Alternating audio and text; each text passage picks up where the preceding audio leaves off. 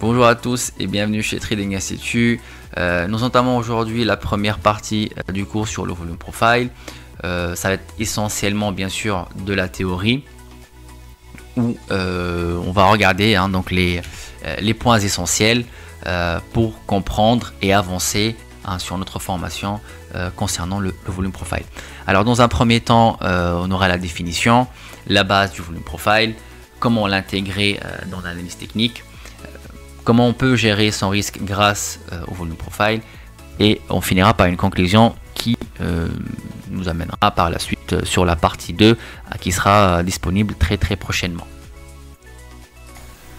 Sans plus tarder, nous allons commencer par la définition et la présentation du volume profile. Je pense pendant votre formation, quel que soit avec Nicolas ou en regardant nos lives sur YouTube et Discord, vous avez remarqué qu'on parle souvent, toujours même, du volume profile. Donc qu'est-ce que c'est le volume profile? Le volume profile, c'est l'échange du volume sur le marché entre les achats et les ventes. Et il se présente tout le temps sur une forme de cloche sur le graphique. Donc on peut avoir un volume profile sur le graphique et aussi le volume profile sur les carnets au tick près. Et c'est là où on est vraiment zoomé sur plusieurs volumes profile. Et donc pour pousser vraiment sa vision sur le volume profile, il faut passer sur les bases du volume profile, et c'est pas que un échange, d'accord? C'est pas juste une forme de cloche et c'est là où on a la concentration de volume à l'intérieur. Et ça s'arrête là.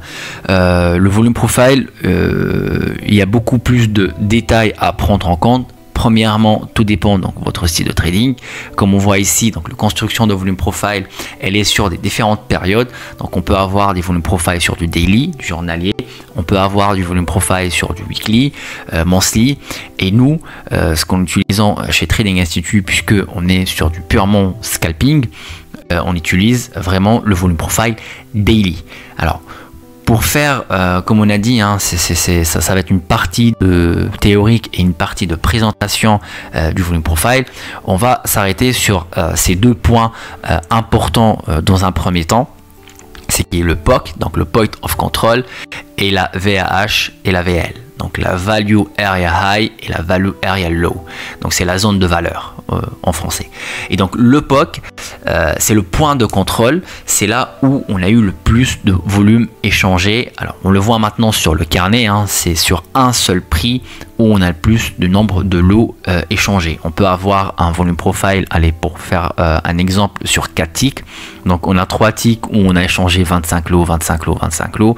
Et le quatrième tick de prix, on a échangé 50 lots. Et donc automatiquement, où on a échangé le plus de volume, c'est là notre point of control.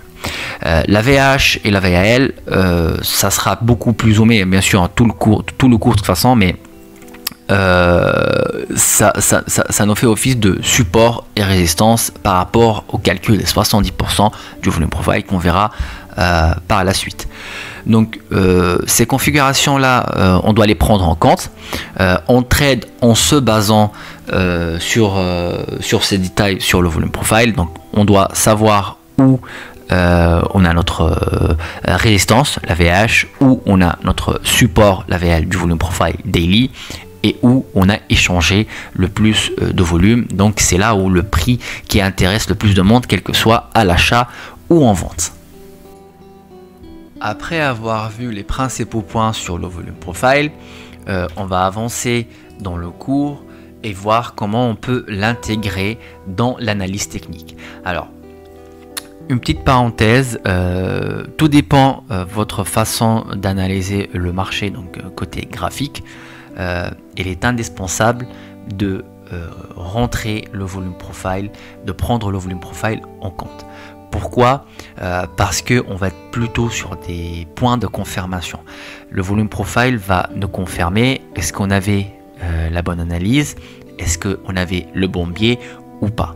Donc grâce à des points, si on attend un scénario bullish à l'achat pour la session d'aujourd'hui et on a l'AVL qui casse du volume profile et le marché donc confirme d'aller plus loin et c'est pas qu'une recherche de liquidité et on revient sur la VAL et au lieu de la travailler à l'achat, donc on voit sur le carnet qu'on la travaille plutôt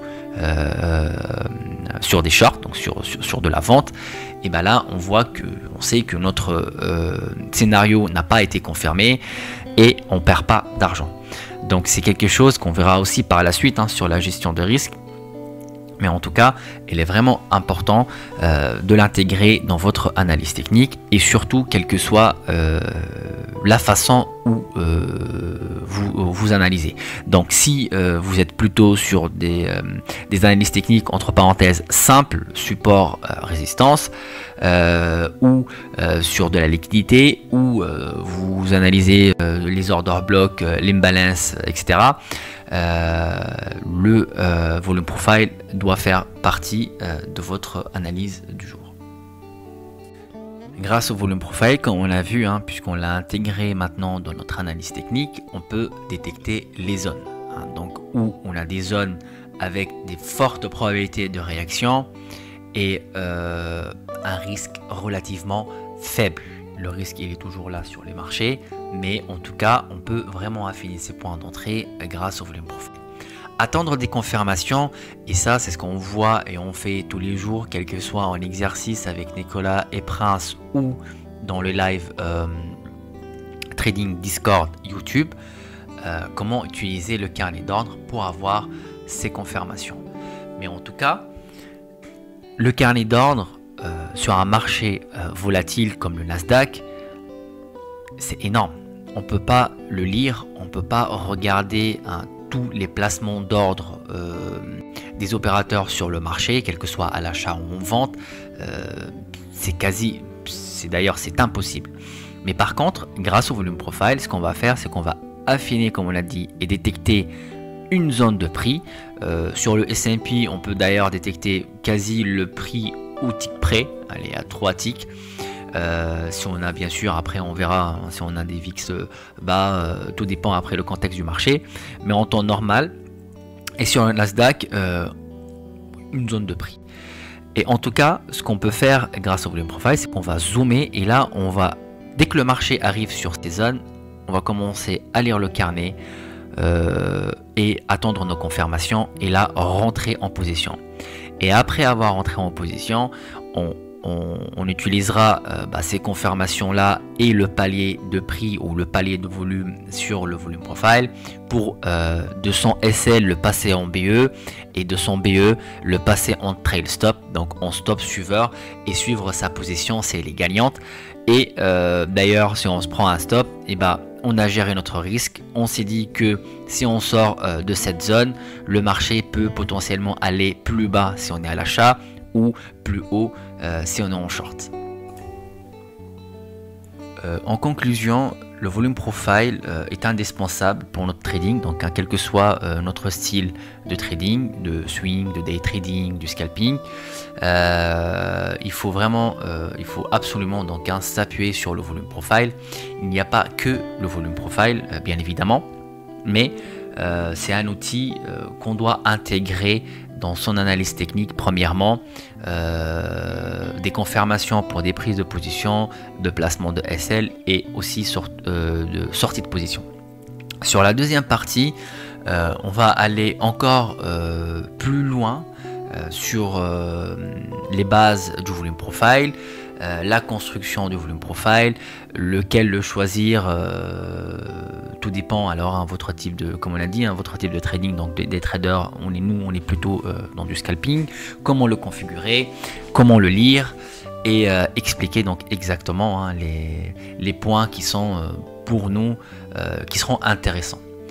Merci à tous pour votre suivi et j'espère vous retrouver très prochainement. Je vous dis à très bientôt.